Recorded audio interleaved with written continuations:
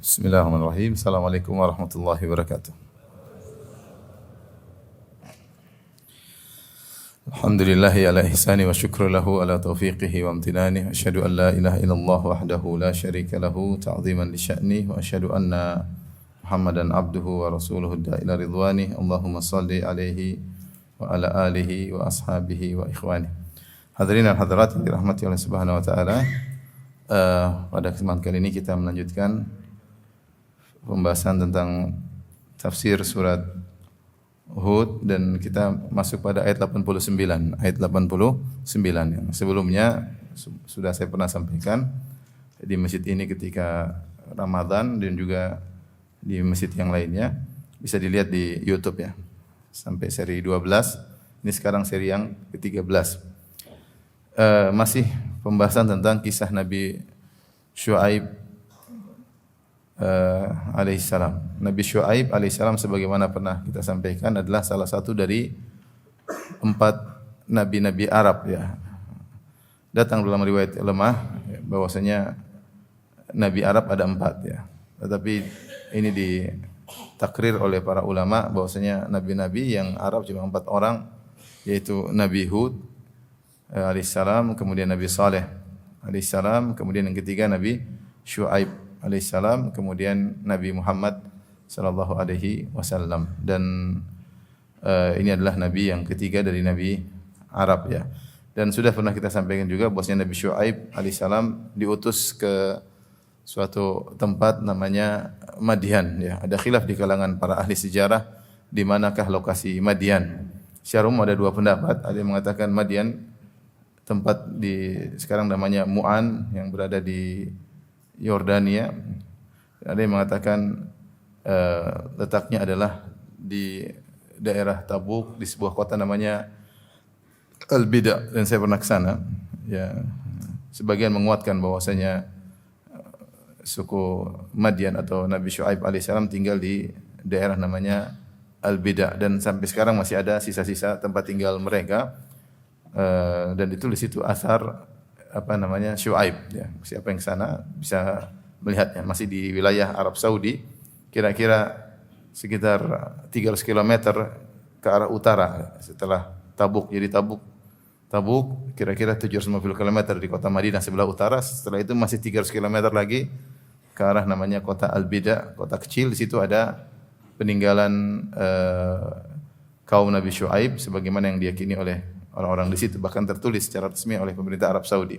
Intinya daerah lokasi kaum Madian atau Nabi Syuaib alaihissalam yaitu kalau bukan di penghujung kerajaan Arab Saudi atau sudah masuk ke arah wilayah Yordan sebelah utara kota Madinah sekitar 1000 kilo lebih.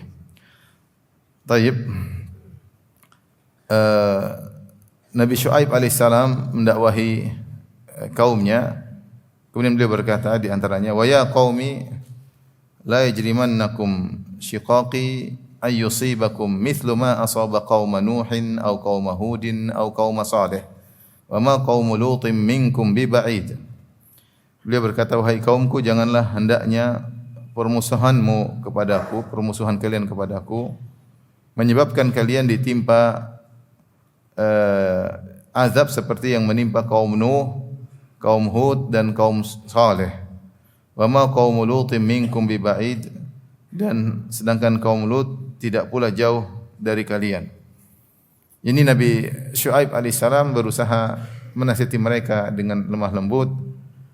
Sekarang kan dia berkata, kalau kalian tidak suka denganku, kalian benci denganku, kalian merasa risih dengan dakwahku, cobalah kalian jangan sampai kebencian kalian buat kalian tidak merenungkan apa yang aku sampaikan. Perhatikanlah intisari dari apa dakwah yang aku sampaikan, renungkanlah. Ya, jangan sampai kalau kalian tidak suka denganku, kemudian kalian akhirnya tidak mau dengar dakwahku. Dengar aja dulu, renungkan terlebih dahulu. Saya khawatir kalian ditimpa dengan apa yang menimpa kaum-kaum sebelumnya. Ini menunjukkan kasih sayang Nabi Syuaib kepada mereka. Mungkin kalian benci sama saya, tapi jangan kebencianku menghalangi kalian untuk merenungkan, menghayati intisari dakwah yang aku sampaikan kepada kalian. Karena jika kalian terus ngeyel ya, kemudian kalian tidak mau mendengar dakwahku, kalian dikhawatirkan akan ditimpa dengan musibah yang pernah menimpa kaum Nuh, kaum Hud dan kaum Saleh. Ya, ini menunjukkan bahwasanya mereka-mereka ini, yaitu para nabi ini, dikenal oleh mereka. Kaum Nabi Nuh dikenal oleh suku Madian, kaum Hud juga dikenal oleh suku Madian, dan kaum Saleh juga dikenal dengan suku Madian. Nuh alaihissalam sebagaimana kita ketahui, kaumnya diazab dengan banjir yang sangat luar biasa sehingga menjadi peristiwa yang luar biasa. Adapun kaum Hud dan kaum Saleh, mereka nabi-nabi Arab sebagaimana kita sudah sebutkan. Hud Arab, Saleh juga Arab alaihi wassalam, dan Syuaib juga Arab, sehingga Nabi Syuaib menyebutkan tentang Nuh, Hud dan Saleh ya. Kemudian disebutkan juga wa ma qaumul Lutin minkum bibaid, dan ingat kaum Lut belum jauh dari kalian. Di sini ada khilaf di kalangan para ulama apa yang dimaksud dengan kaum Nabi Lut alaihissalam tidak jauh dari kalian. Ada yang mengatakan demikian juga kalian mengetahui tentang azab yang menimpa kaum Nabi Lut. Dan kaum Nabi Lut tidak jauh dari kalian. Ada yang mengatakan posisinya tidak jauh. Karena kita tahu kaum Lut yaitu kaum Sodom atau Sodom tinggal di Al-Bahril Mayyit, di sekitar laut mati, dan itu juga daerah Yordan. Itu juga daerah apa? Yordan. Jadi sangat dekat dari sisi lokasi. Atau ada yang mengatakan tidak jauh dari kalian karena memang waktunya tidak jauh. Jadi secara urutan memang Nuh, Hud, Saleh, ya, kemudian kemudian baru Nabi Lut di belakang, ya. Setelah Saleh, Syuaib, baru kemudian Nabi Lut. Ini ada khilaf di kalangan para ulama memang, apakah Syuaib ini alaihissalam dia setelah maksudnya Nabi Lut alaihissalam ini, ya, di zaman Nabi Ibrahim tentunya kita tahu, karena Nabi Ibrahim alaihissalam sezaman dengan Nabi Lut alaihissalam. Ini menunjukkan bahwasanya Nabi Syuaib secara zaman dia jauh setelah dari Nabi Saleh, ya, karena jauh sekali, ya. Karena Nabi Saleh baru kemudian nabi-nabi berikutnya, baru kemudian Nabi Ibrahim, dan Nabi Ibrahim alaihissalam dekat dengan Nabi Lut, sezaman dengan Nabi Lut, karena Nabi Lut adalah keponakan Nabi Ibrahim alaihissalam, sebagaimana kita ketahui Nabi Lut adalah ponakannya Nabi Ibrahim. Misalnya Nabi Ibrahim alaihissalam berdakwah di lokasi yang lain, sementara Nabi Lut berdakwah di kota Sodom. Nah, ini dalil menunjukkan bahwasanya Nabi Syuaib ada zamannya setelah Nabi Lut. Nabi Syuaib zamannya setelah Nabi Lut, dan dia dekat dengan zaman Nabi Lut menurut pendapat sebagian ulama. Jadi setelah Nabi Lut kemudian Nabi Syuaib, jaraknya tidak begitu jauh. Dan ini digunakan oleh para ulama untuk membantah persangkaan sebagian orang yang menyangka bahwasanya Nabi Musa alaihissalam ketika kabur dari Mesir, dia pergi ke Madian. Di Madian kemudian dia bertemu dengan dua wanita yang kemudian dia bantu. Akhirnya dia diundang oleh bapak dari dua wanita tersebut, seorang lelaki saleh yang tinggal di Madian. Sebagian orang menyangka orang saleh yang di Madian tersebut adalah Nabi Syuaib.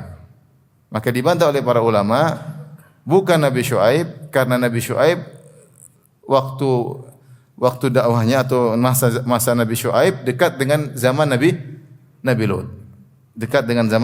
Sementara Nabi Musa jauh setelah itu. Ya.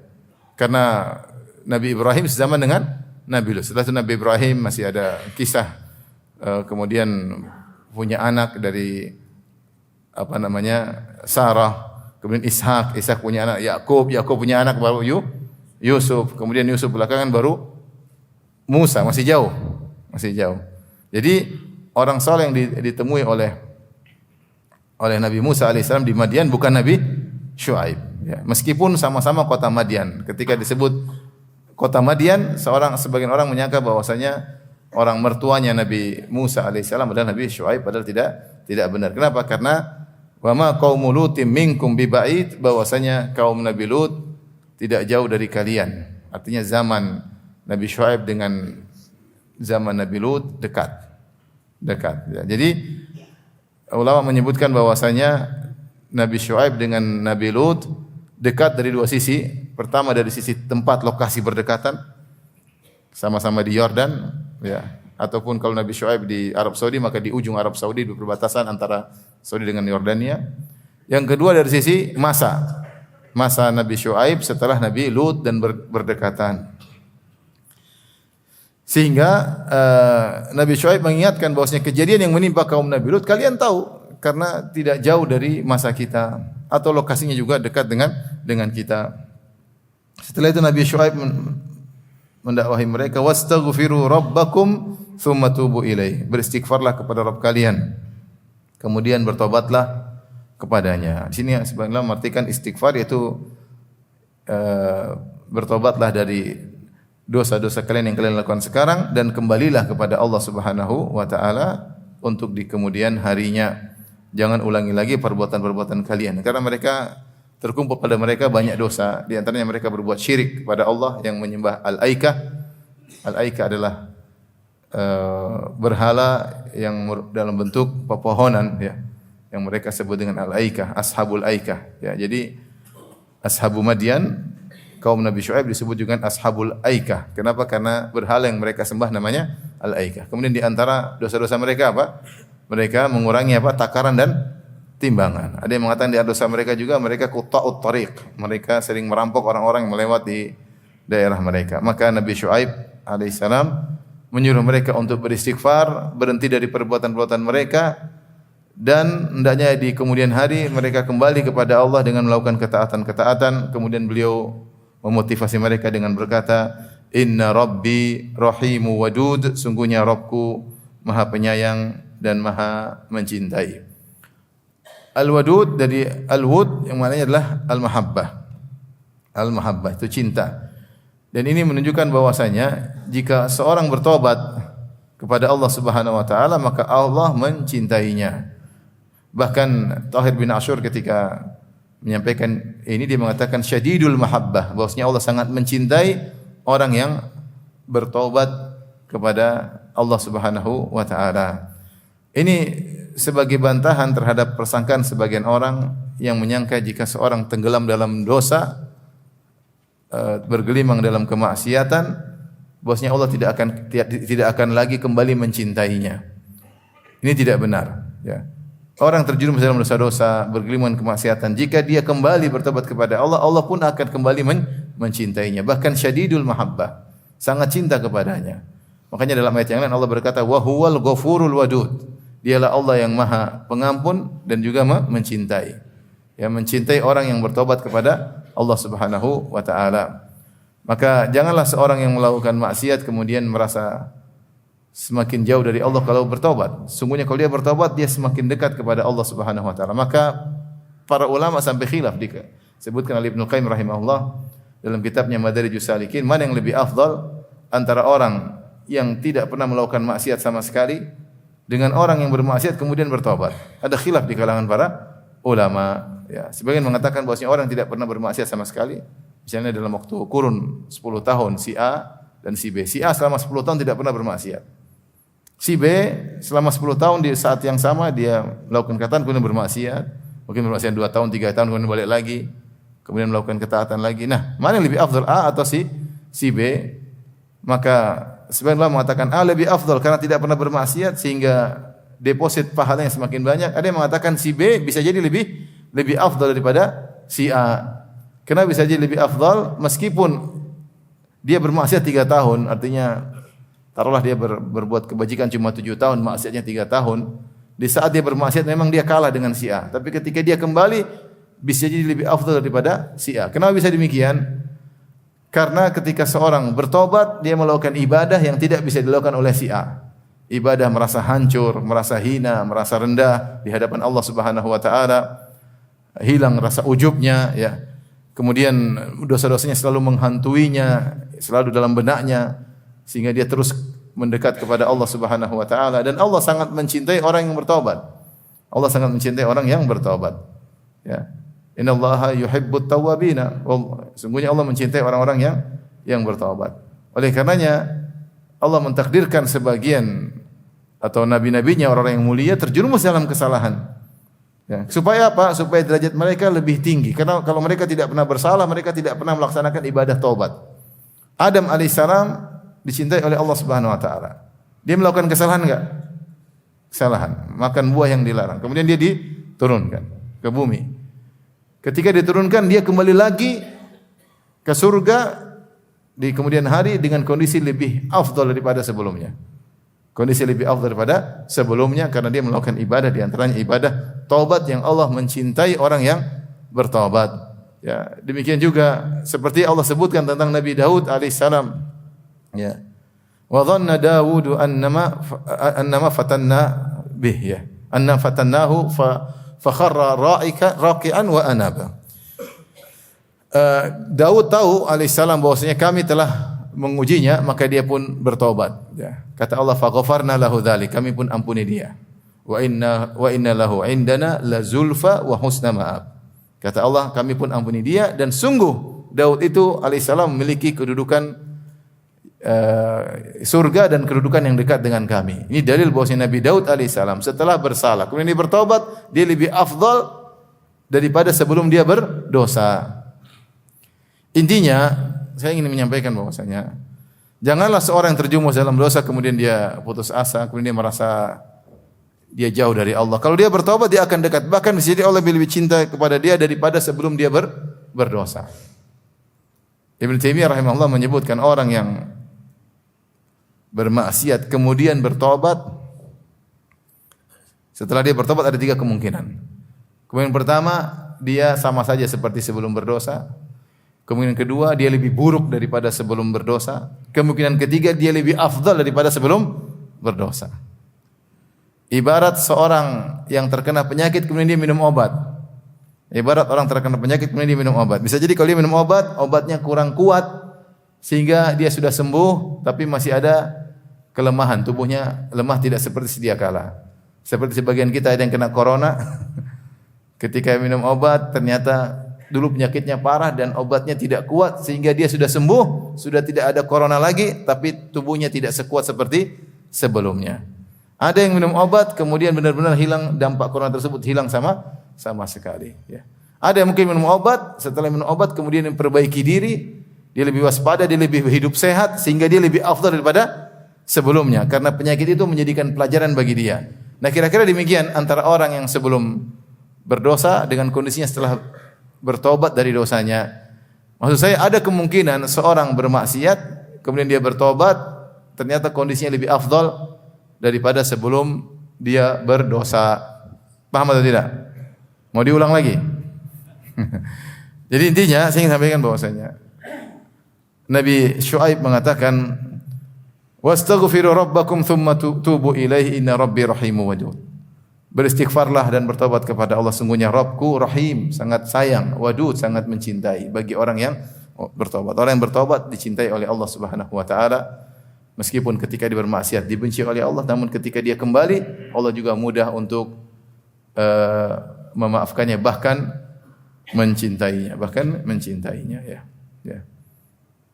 Dan itu sangat mudah secara logika. Bukankah Nabi SAW mengatakan Allahu arhamu bi ibadihi min hadhihi bi waladiha. Sungguhnya Allah lebih sayang kepada hamba-hambanya daripada seorang ibu kepada anaknya. Kita kalau punya anak nakal mungkin kita jengkel, mungkin kita jewer. Tapi kalau dia kembali kepada kita nangis, minta maaf, kita sayang atau tidak? Mungkin kita lebih sayang daripada sebelumnya. Mungkin kita lebih sayang daripada sebelumnya. Kenapa anak ini kita sudah kehilangannya sejak lama? Tiba-tiba dia kembali, dia taat, mungkin kita lebih sayang kepada dia daripada sebelumnya. Nah, kalau ini bisa kita bayangkan dalam kehidupan dunia antara manusia dengan manusia, antara orang tua dengan anak, walillahil matsalul a'la, maka Allah lebih mungkin lagi lebih utama akan hal ini karena kecintaan Allah kepada hambanya lebih daripada seorang ibu kepada anaknya. Taib. Setelah Nabi Syuaib nasihati mereka, apa kata mereka? Qalu ya Syuaibu ma nafqahu katsiran. Jadi Ikhwan, saya nyampaikan tadi agak panjang kenapa? Karena kita ini manusia penuh dengan dosa-dosa. Kalau berdosa segera bertobat, jangan usah ragu-ragu. Allah sayang sama kita. Kita bermaksiat, segera bertobat kepada Allah. Segera ke masjid, ambil Quran baca, salat taubat. nangis minta ampun kepada Allah Subhanahu wa taala. Allah sayang pada kita. Langsung ya. Langsung Allah sayang kepada kita. Tidak seperti manusia, kalau kita minta maaf dia kadang-kadang belum tentu maafkan, atau kita minta maaf dia omelin dulu baru dimaafkan ya. Atau kita sudah minta maaf masih ada sisa di hatinya karena kita pernah bersalah kepadanya. Kalau Allah tidak demikian. Minta maaf langsung diampuni oleh Allah. Tidak ada sisa. Bahkan Allah lebih cinta jika engkau taubatnya benar ya. Maka jangan pernah ragu kalau berdosa segera bertobat. Semakin kita sering bertobat semakin dicintai oleh Allah Subhanahu wa taala. Innallaha yuhibbu at-tawwabin. Sungguhnya Allah mencintai orang-orang yang tawab. Tawab itu apa? Yang sering kembali, yang sering bertobat. Melakukan dosa, bertobat. Melakukan dosa, bertobat. Ya. Kullu bani Adam khata', setiap anak Adam senantiasa melakukan dosa, wa khairul khata'ina at-tawwabun. Dan sebab yang melakukan dosa adalah yang senantiasa bertobat. Taib, setelah Nabi Syuaib menasihati mereka, apa kata kaumnya? Qalu ya Syuaibu ma nafqahu katsiran mimma taqul. Wahai Syuaib, kami tidak paham banyak apa yang kau ucapkan. Kami tidak paham banyak apa yang kau ucapkan, banyak yang tidak kami pahami. Apa maksudnya perkataan mereka ini? Intinya mereka bosan dengan dakwanya Syuaib, ngomong terus, dakwah terus. Mereka ingin segera menghentikan dakwah Nabi Syuaib dengan berkata demikian. Seakan-akan mereka berkata, percuma kau cuap-cuap banyak-banyak, ma nafqahu katsiran mimma taqul. Kami tidak paham kebanyakan yang kau ucapkan. Ini dua kemungkinan disebut oleh Tauhid bin Asyur. Yang pertama, mereka mengatakan kami tidak paham perkataan engkau dalam rangka untuk menghentikan dakwah Nabi Syuaib. Artinya sudah jangan banyak omong. Seperti perkataan orang Quraisy kepada Nabi Muhammad sallallahu alaihi wasallam, wa qalu qulubuna fi akinnatin mimma tad'una ilaih wa fi adhanina waqarun wa min bainina wa bainaka hijab. Seperti mereka mengatakan, sudahlah Muhammad, kau tidak usah banyak omong ya. Hati kami sudah tertutup, sudah selesai. Telinga kami tersumbat, percuma, enggak usah apa? Enggak usah ceramah, percuma. Kami sudah tertutup, telinga sudah apa? Tersumbat. Maksudnya sudah kamu enggak usah ceramah lagi. Padahal mereka paham, cuma mereka enggak mau dengar. Nah ini kira-kira sama seperti perkataan kaum Nabi Syuaib, kaum Madian, ma nafqahu katsiran mimma taqul. Kami tidak paham kebanyakan apa yang kau ucapkan. Seperti juga perkataan orang Yahudi, wa qalu qulubuna gulf, ya, bahwasanya hati kami tertutup. Sudah enggak usah banyak ceramah ya. Ini kemungkinan pertama, mereka paham tapi mereka bilang tidak paham untuk menghentikan dakwah Nabi Syuaib supaya Nabi Syuaib berhenti ceramah. Karena ceramah itu sangat mengganggu, sangat mengganggu. Subhanallah. Ini mungkin faedah ya. Saya ketemu kawan, dia tersihir. Dia tersihir. Sampai tidak bisa tidur, sampai kurus badannya. Kemudian di antara kesembuhannya kita tanya, bisa sembuh gimana? Ruqyah. Ruqyah juga susah, dia baca Quran tidak sembuh-sembuh. Di antara sebab dia sembuh, dia bilang sama saya langsung, saya paksa untuk ikut pengajian. Karena kita tahu pengajian itu zikir. Di situ dihadiri oleh malaikat. Ya, bahwasanya majelis ilmu adalah majelis zikir. Allah mengatakan fasalu ahla dzikri. Tanyakanlah kepada ahlu dzikir, maksudnya ahlul ilm. Ilm itu adalah zikrullah. Kita mengingat Allah dengan mengucapkan zikir biasa, subhanallah, alhamdulillah, wa la ilaha illallah akbar. Kita bisa mengingat Allah dengan baca Al-Quran. Di antaranya kita bisa mengingat Allah dengan mempelajari ayat-ayatnya. Majelis-majelis pengajian. Allah juga mengatakan, ya ayyuhalladzina amanu idza nudiya lis-salati min yaumil jum'ati fas'au ila dzikrillah. Wahai orang yang beriman, jika telah dikumandangkan azan Jumat, fas'au, maka bersegeralah ila dzikrillah, kepada zikrullah. Zikrullah maksudnya khutbatul Jum'ah. Bahwasanya di situ ada ujangan-ujangan. Jadi ilmu juga zikir. Maka kawan ini dia bilang ruqyah yang terbaik adalah menghadiri majelis ilmu. Ketika dia hadir dia sampai keringat, sampai sakit, tapi dia bertahan lama-lama jinnya pergi sendiri. Jinnya tidak mau dengar pengajian. Dia tidak mau dengar pengajian, dia terganggu dengan pengajian. Dia terganggu dengan, apalagi kalau pengajian 1 jam, 2 jam ya. Mungkin antum sudah ngantuk-ngantuk, jinnya enggak bisa ngantuk ya karena dia terganggu ya. Dia terganggu. Akhirnya dia keluar dan sembuh. Teman kawan tersebut apa? Sembuh alhamdulillah. Ya, sembuhnya bukan ruqyah Al-Qur'an, dengan ruqyah apa? Pengajian ya. Nah ini, mereka ini jengkel kalau dengar Nabi Syuaib seperti dengar apa? Ruqyah. Makanya mereka pingin udah enggak usah banyak ngomong. Sudah, kami hati sudah tertutup, telinga tersumbat. Ma nafqahu katsiran mimma taqul.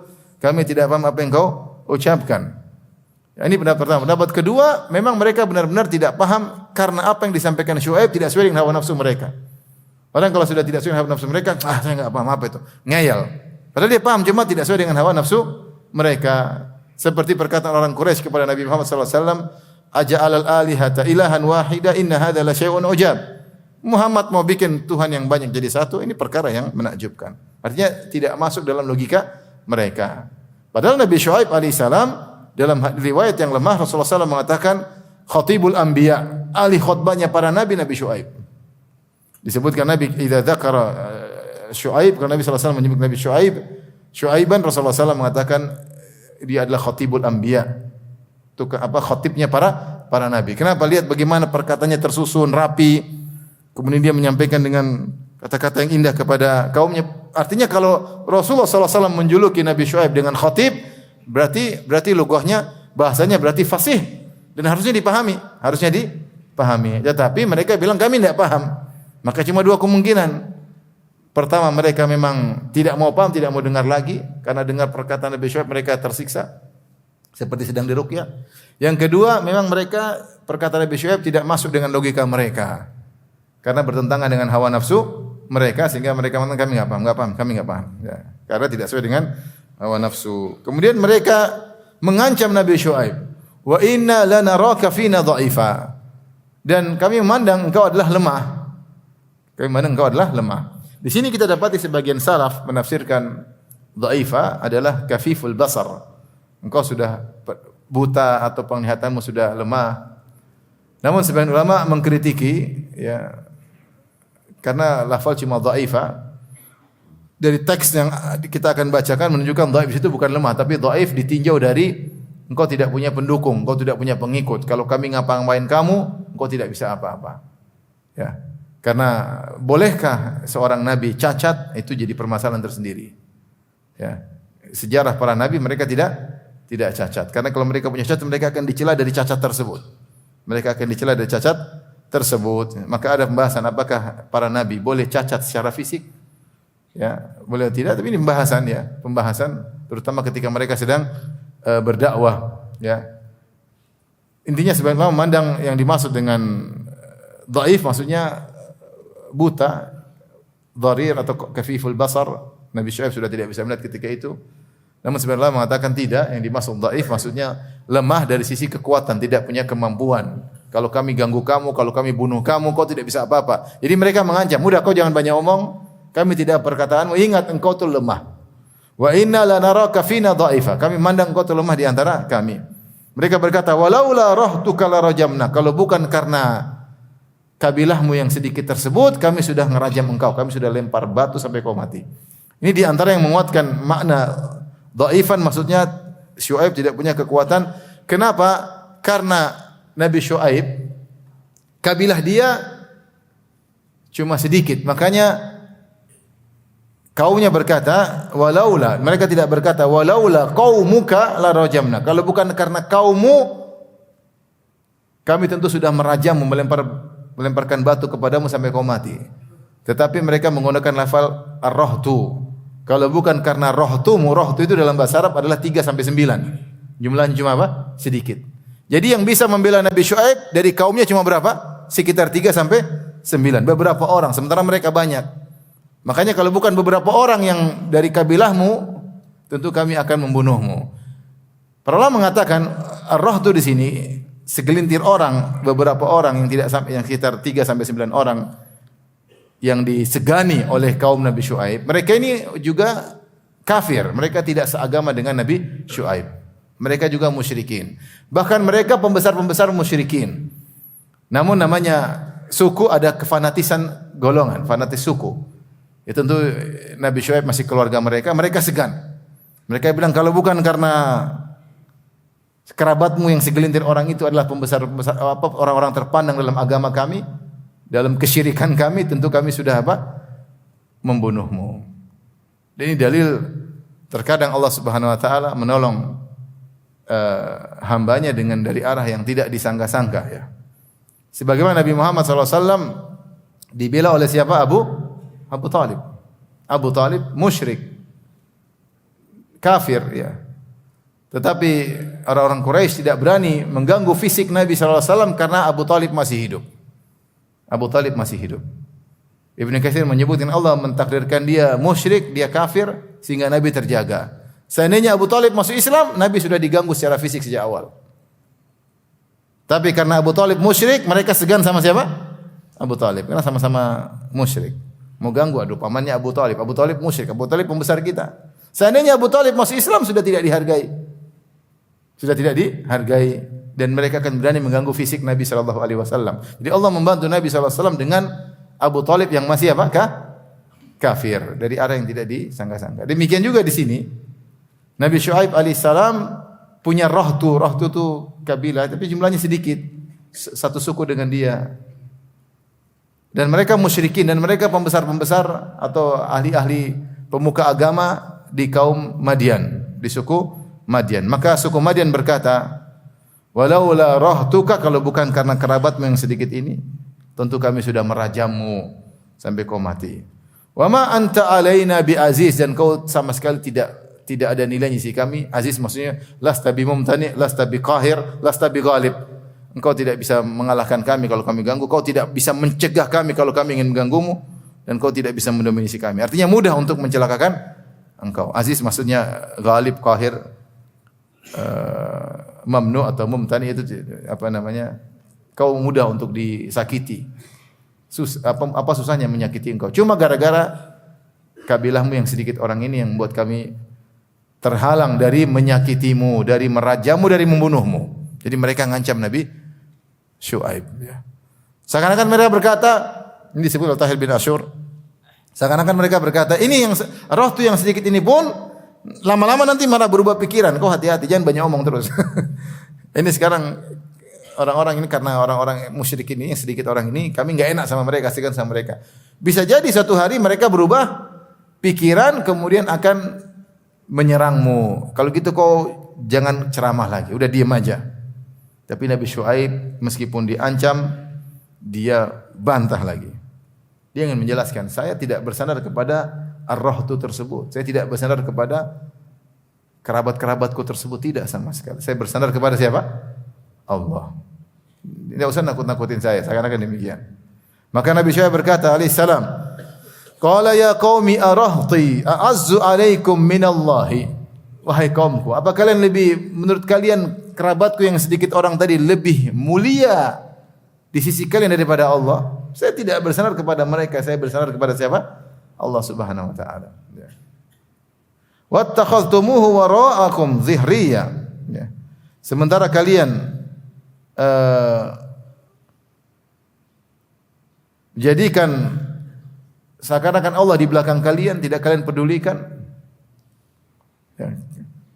Kalian tidak pedulikan Allah Subhanahu wa taala, kalian menganggap remeh Allah Subhanahu wa taala.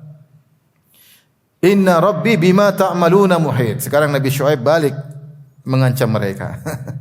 Kata Nabi Syuaib alaihissalam, kalian meremehkan Allah Subhanahu wa taala, kalian lebih takut kepada kerabatku yang sedikit daripada Allah Subhanahu wa taala. Sementara aku tidak bersandar kepada kerabatku, aku bersandar kepada siapa? Allah, ya. Inna rabbi, perhatikan, Rabbku bima ta'maluna muhit, sungguhnya Rabbku meliputi apa yang kalian lakukan. Bima ta'malun muhit, muhit artinya meliputi. Seperti kalau ada rumah diliputi dengan pagar, maksudnya ihatah, maksudnya artinya apa? Meliputi. Kalian itu diliputi oleh Allah. Ilmu Allah meliputi kalian seluruh apa yang kalian lakukan. Perkataan kalian diliputi oleh ilmu Allah Subhanahu wa taala. Dan juga kalian diliputi dengan kekuasaan Allah Subhanahu wa taala. Dengan kudrah Allah, kalian diliputi dengan kudrah Allah Subhanahu wa taala. Kalau Allah ingin binasakan kalian, mudah. Ya. Dan apa yang kalian lakukan semuanya ini diketahui oleh Allah Subhanahu wa taala. Maka Nabi Syuaib alaihissalam kembali mengingatkan mereka, inna rabbi bima ta'maluna muhit. Perhatikan, Allah Rabbku meliputi semua apa yang kalian kerjakan. Kemudian Nabi Syuaib berkata, wa ya qaumi a'malu ala makanatikum inni amil. Wahai kaumku, berbuatlah menurut kesukaanmu, apa yang kau suka silakan. I'malu ya ma tuhibbun, lakukan apa yang kalian sukai. Ala makanatikum, yaitu lakukanlah sebagaimana kondisi kalian yang kalian suka, mau syirik, mau apa namanya, mengurangi takaran, timbangan, merampok orang, terserah. Ini amil, saya juga beramal. Ini ancaman. Ingat tapi, saufa ta'lamuna may ya'ti 'adzabun yukhzih. Tapi kalian akan segera mengetahui siapa yang akan ditimpa dengan azab yang menghinakannya, wa man huwa kadzib, dan siapa yang dusta di antara kita. Silakan. Kata para ulama, Nabi Syuaib sudah selesai, enggak ada manfaatnya lagi. Karena mereka sudah ngayal, mereka bilang udah enggak usah banyak omong, jangan ngomong terus, kami akan rajam kamu.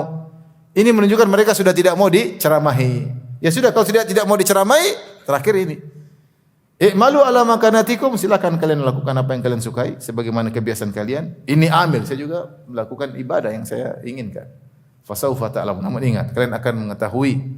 Ingat, Rabbku bima ta'maluna muhit. Rabbku mengetahui apa yang semua kalian kerjakan. Ya. Ingat, man ya'ti adzabu yukhzi. Kalian akan benar-benar mengetahui siapa yang akan ditimpa dengan azab yang menghinakannya. Wa man huwa kadzib, siapa yang dusta di antara kita. Wartaqibu, nantikanlah kebenaran akan perkataanku ini. Siapa yang tertimpa azab, siapa yang dusta, inni ma'akum raqib, sungguhnya aku juga menanti bersama kalian. Sudah selesai, enggak bisa dilanjutin lagi apa? Dakwah, ya.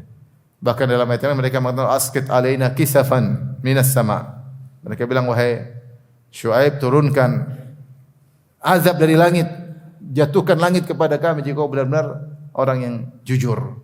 Jadi mereka sudah sesumbar, sudah turunkan azab kepada kami. Maka akhirnya datanglah azab. Walamma jaa amruna najjayna Syu'aiba wal ladzina amanu ma'ahu bi rahmatin minna. Tatkala datang keputusan kami, itu azab kami. Najjayna Syu'aiban, maka kami selamatkan Nabi Syu'aib. Walladzina amanu ma'ahu, dan orang-orang beriman bersamanya, bi rahmatin minna, dengan rahmat dari kami.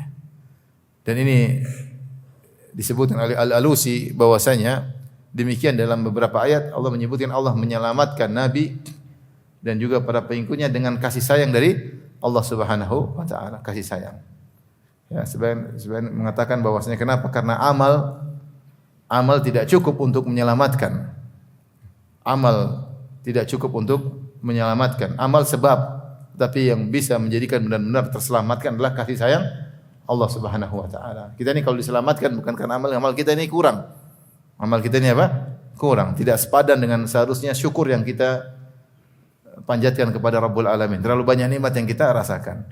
Tetapi dengan sedikit amal disertai dengan rahmat Allah Subhanahu wa taala, maka kita diselamatkan oleh Allah Subhanahu wa taala. Ya, seperti kisah Nabi Nuh alaihissalam. Nabi Nuh ketika naik di atas kapal, beliau berkata alaihissalam, wa qala irkabu fiha bismillahi majraha wa mursaha inna rabbi laghafurur rahim. Nabi Nuh berkata, naiklah kalian semua di atas kapal, bismillah majraha wa mursaha, dengan menyebut nama Allah ketika berlabuh dan bersandar. Kemudian Nabi Nuh berkata, inna rabbi laghafurur rahim, sungguhnya Rabbku Maha Pengampun lagi Maha Penyayang. Ya. Saya lama merenungkan ayat ini, kenapa Nabi Nuh menutup ayatnya dengan mengatakan inna rabbi laghafurur rahim, sungguhnya Rabbku Maha Pengampun lagi Maha Penyayang. Bayangan saya Nabi Nuh akan berkata, inna rabbi lasyadidul iqab, ketahuilah bahwasanya Rabbku itu siksaannya sangat besar karena ketika itu sedang banjir. Tetapi justru kenapa Nabi Nuh seakan-akan minta ampun kepada Allah ketika diselamatkan di atas kapal. Dia mengatakan, naiklah di atas kapal, sungguhnya Rabbku Maha Pengampun lagi Maha apa? Penyayang. Maka saya hanya mendapati Al-Alusi rahimahullah dalam kitabnya Ruhul Ma'ani yang bahas masalah ini, dia mengatakan bahwasanya karena sekedar amal tidak bisa menyelamatkan. Ya. Akan tapi amal yang penuh kekurangan diampuni oleh Allah Subhanahu wa taala. Dengan rahmatnya maka baru bisa selamat. Kalau kita mengandalkan amal kita ini enggak cukup untuk diselamatkan oleh Allah Subhanahu wa taala. Makanya Allah sebutkan di sini, walamma jaa amruna najjayna Syu'aiban wal ladzina amanu ma'ahu bi rahmatin minna. Tatkala telah tiba azab dari kami selamatkan Syu'aib dan orang-orang yang beriman bersamanya dengan apa? Kasih sayang kami. Ya, kita semuanya dengan kasih sayang Allah. Kita kalaupun seorang masuk surga, amal sebab, tapi yang buat dia masuk surga apa? Rahmat Allah Subhanahu wa taala. Kita ini kalau mau hitung-hitungan sama Allah, kita tidak berhak dapat kenikmatan karena Banyak kita melakukan apa? Maksiat. Kita masih malas beribadah, kurang bersyukur. Tapi alhamdulillah, ya, dengan kasih sayang Allah, rahmat Allah masih terus kita mendapatkan kasih sayang dari Allah Subhanahu wa taala. Jadi ini untuk mengajarkan kepada kita jangan ujub, jangan pernah apa? Ujub. Orang kita ini siapa? Amal kita seberapa?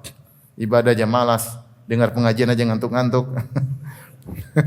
Semua. Apa yang mau diandalkan? Apa yang mau diandalkan? Enggak ada. Wa akhadhatil ladzina zalamus sayhah. Maka orang-orang yang zalim ditimpa, dibinasakan dengan suara yang kencang. Sayhah itu suara yang sangat keras. Ada yang mengatakan Jibril yang berteriak dengan teriakan yang sangat keras sehingga ruh-ruh mereka tercabutkan.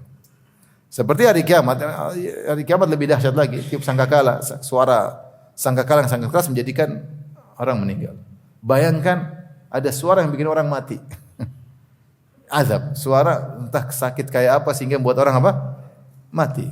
Pernah terjadi di beberapa kaum ya, di antaranya kaum Madian, di antaranya kaum Tsamud ya. Wa akhadhatil ladzina zalamus sayhah, maka mereka pun ditimpa dengan sayhah. Fa asbahu fi diyarihim jathimin, jadilah mereka bergelimpangan mati di depan rumahnya. Jathimin menempel di tanah. Baik. Azab yang menimpa kaum Nabi Syuaib ada 3, disebut oleh Ibnu Katsir rahimahullahu taala.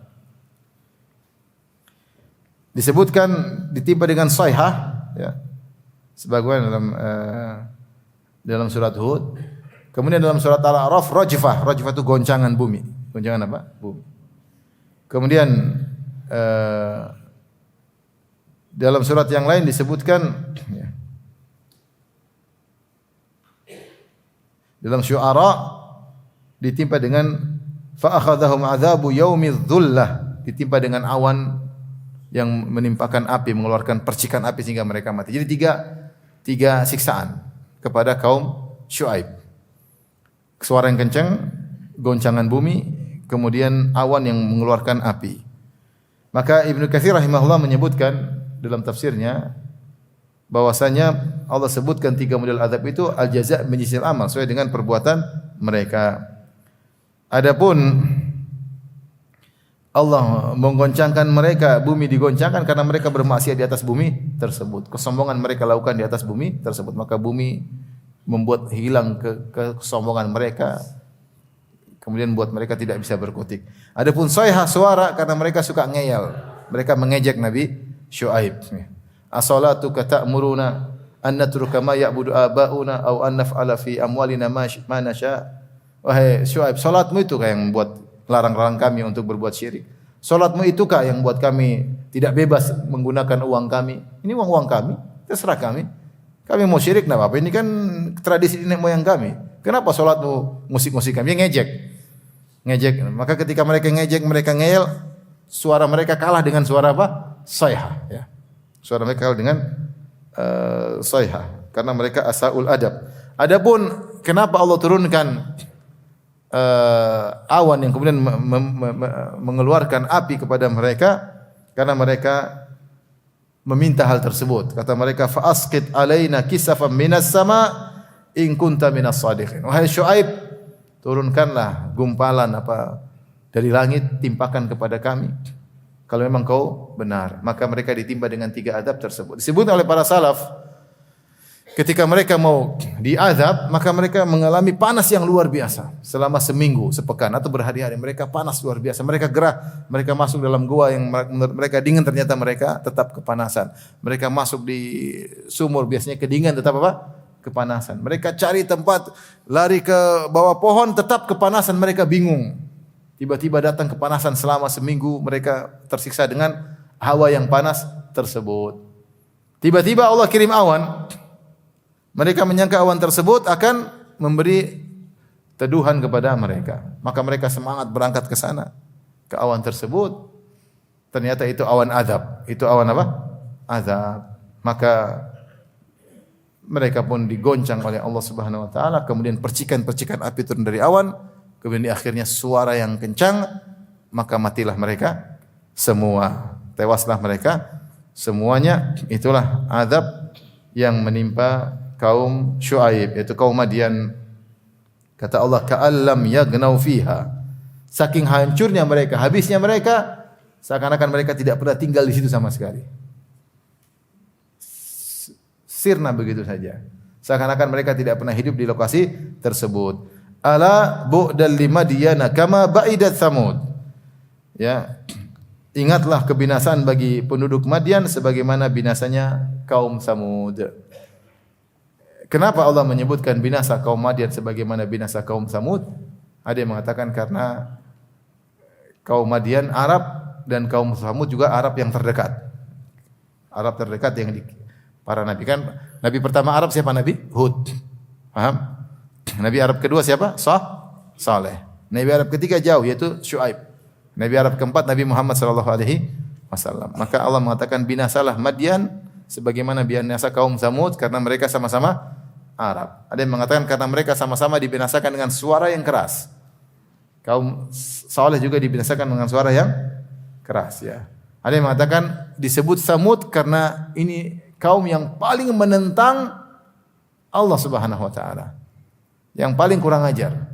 Sudah melihat mukjizat, onta keluar dari batu, tahu-tahu onta keluar dari batu dalam kondisi bunting, sudah dibilang jangan sentuh onta tersebut, wala tamassuha bisu'in, jangan sentuh sama sekali, jangan ganggu, malah disembelih. Penentangannya luar biasa. Malah disembelih, maka hancurlah mereka sebagaimana telah binasa kaum Samud. Demikian yang bisa sampaikan pada kesempatan kali ini. Insyaallah pertemuan berikutnya kita akan bahas tentang Fir'aun ya. Ayat setelahnya. Tapi demikian saja. Subhanakallah bihamdik asyhadu an la ilaha illa anta astaghfiruka wa atubu ilaik. Assalamualaikum warahmatullahi wabarakatuh.